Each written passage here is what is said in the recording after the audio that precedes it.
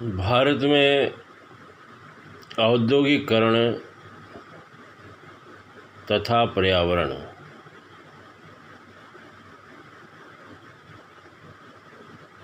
आर्थिक विकास के लिए दुनिया के तमाम देशों ने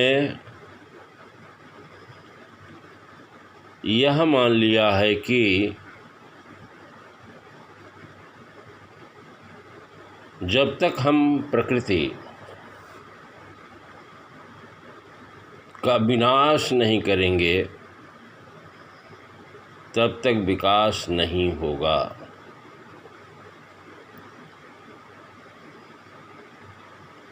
बड़े उद्योग,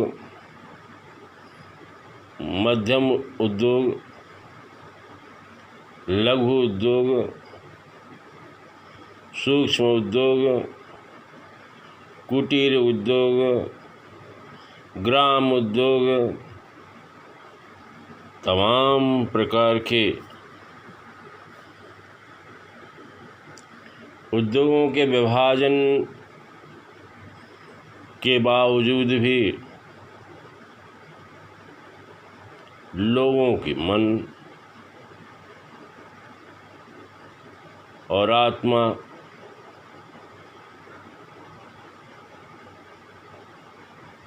भिन्न भिन्न उत्पादनों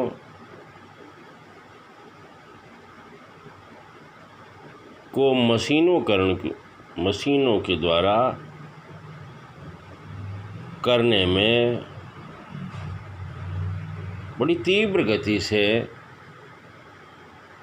प्रयास हो रहा है। जिस देश की जनसंख्या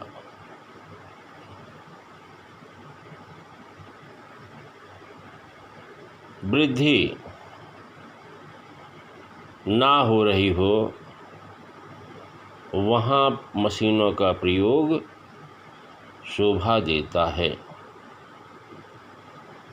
परंतु जहाँ जनसंख्या की कमी ना हो, खासकर हमारे देश में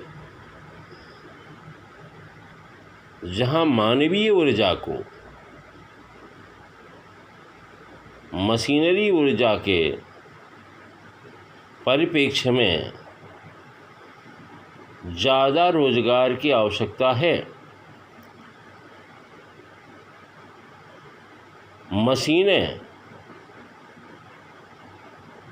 लाखों और करोड़ों में खरीद कर विदेशों को हम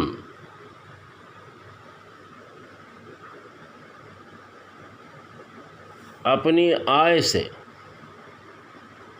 पैसा देते हैं और हमारी वृद्धि दर घटती है। आवश्यकता है एक ऐसी शिक्षा प्रणाली की, एक ऐसी रोजगार नीति की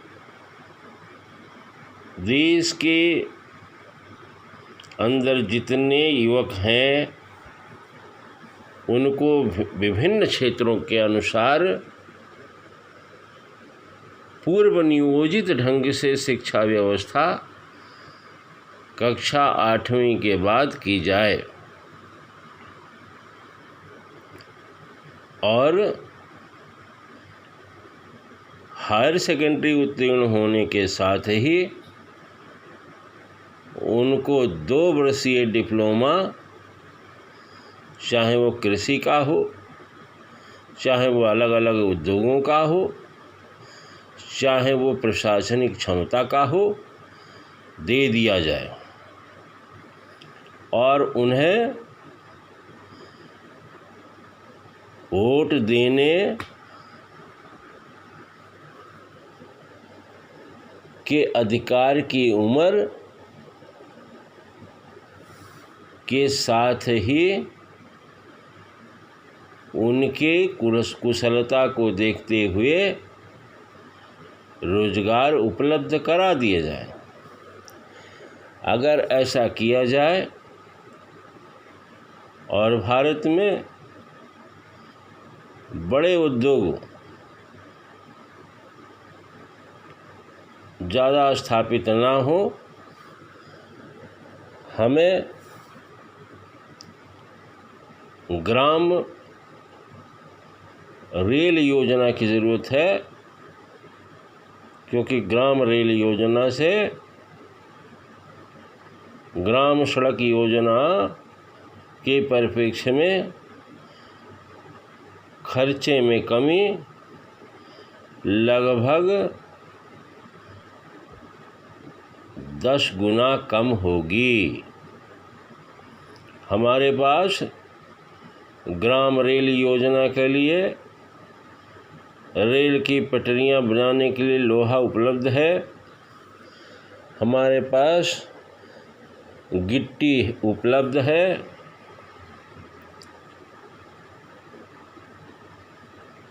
हम ग्राम रेल योजना का प्रयास कर सकते हैं। जंगल की कटाई को हमें रोकना होगा। हमें सड़कें बनाने के लिए पागलपन नहीं करना होगा। हमें बड़े उद्योगों को सिंचाई का बांध का पानी नहीं देना है। हमें बड़े उद्योगों को अति आवश्यक स्थिति में अनुमति देना है, अन्यथा बड़े उद्योगों के कारण जल, वायु और ध्वनि प्रदूषण इस संसार को विनाश की तरफ ढकेलेगा। सड़कों के निर्माण से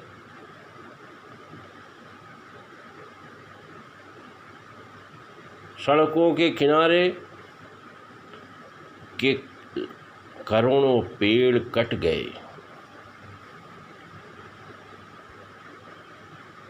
पचास 100 फीट ऊंचे पेड़ों को काटकर हम एक बिता का 6 इंच का पौधा लगाते हैं और हम बोलते हैं कि हमने पौधारोपण कर दिया। अरे भाई, सैकड़ों वर्षों बाद वो पेड़ इस इन्वायरमेंट को, इस पर्यावरण को सुव्यवस्थित कर रहे थे, आपने उन्हें काट दिया। मिट्टी को उनकी जड़ों ने कस के रखा था, मिट्टी बहने लगी, पहाड़ गिरने लगे। उत्तराखंड की पहाड़ियाँ टूटने लगीं, क्योंकि वो मिट्टी की पहाड़ियाँ हैं, टूट रही हैं। नदियों में बड़ी विकराल स्थिति पैदा हुई है। हमारा पूरा जल दूषित हो गया है। बड़ी बड़ी फैक्ट्रियों के कारण संपूर्ण वायुमंडल दूषित हो गया है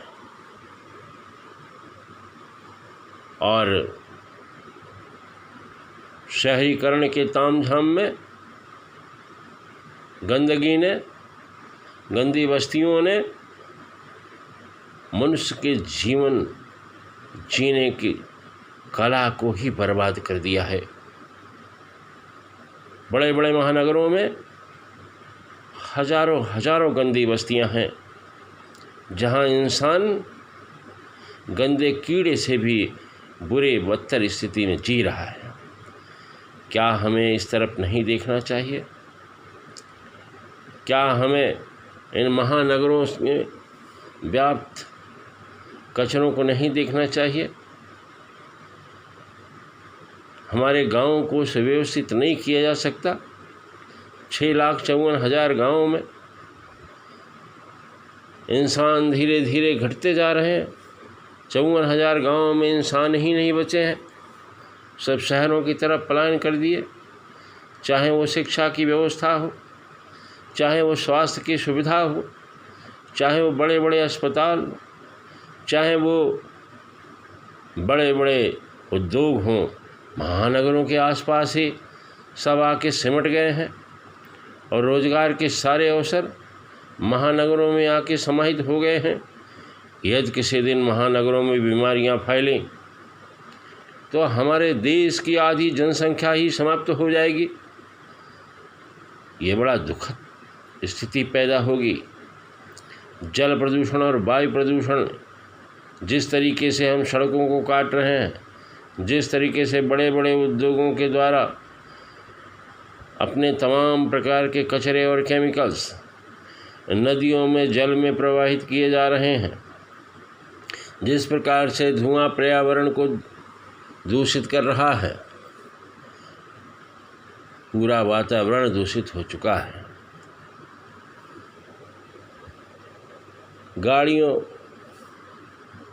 मोटरसाइकिल, कार में चलने की एक भाग दौड़ जिंदगी आ गई है। गांवों से बैल गायब हो गए, गाय गायब हो गई, बकरी गायब हो गई। क्यों? गाय माता बोलते हैं, भारत माता बोलते हैं। भारत माता को बड़े विकराल ढंग से माता को विस्फोट करते हैं। माता को विस्फोट करने वाले लोग क्या माता के प्रेमी हैं? गाय की हत्या करने वाले लोग क्या गाय के प्रेमी हैं? गाय का दूध बचपना में तो सबने पिया होगा, अभी भी लोग गाय का दूध पीना चाहते हैं। और इसलिए तो मैं कहता हूँ, वंदना है वंदना मात तेरी वंदना, वंदना है वंदना मात तेरी वंदना, मात तेरे नंदना की बार बार वंदना, बैल तेरी वंदना, गाय तेरी वंदना, वंदना है वंदना मात तेरी वंदना।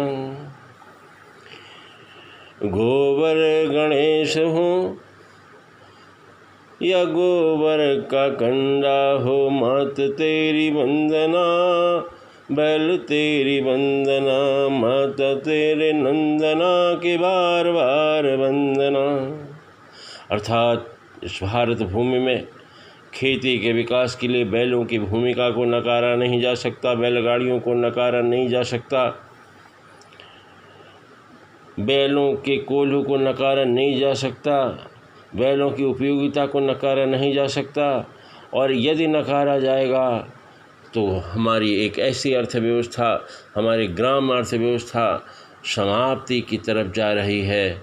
हम ट्रैक्टर, मशीनों का उपयोग खेतों में कर रहे हैं और आज खेतों में लोग फसलों को जला दे रहे हैं।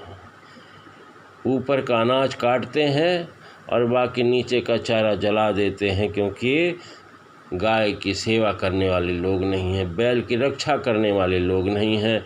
बैल नहीं बचा, गाय नहीं बची तो देश कहाँ से बचेगा?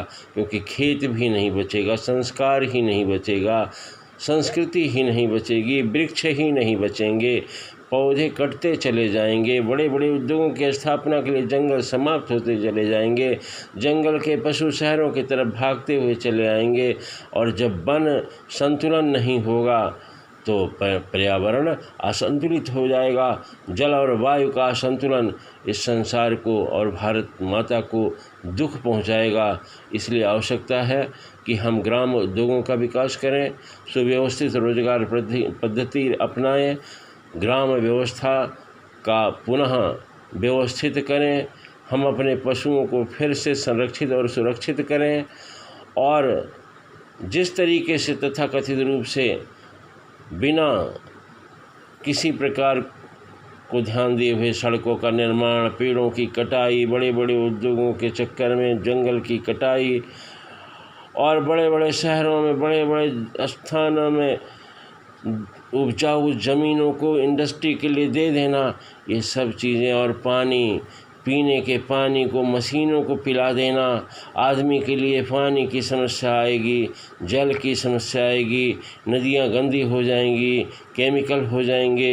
ये सब स्थितियाँ ना निर्मित हों, इसलिए हमें अभी समय रहते ध्यान देना होगा और इस तरीके से पर्यावरण को सुरक्षित रखने के लिए उद्योगों को, बड़े उद्योगों को कम करना होगा। धन्यवाद।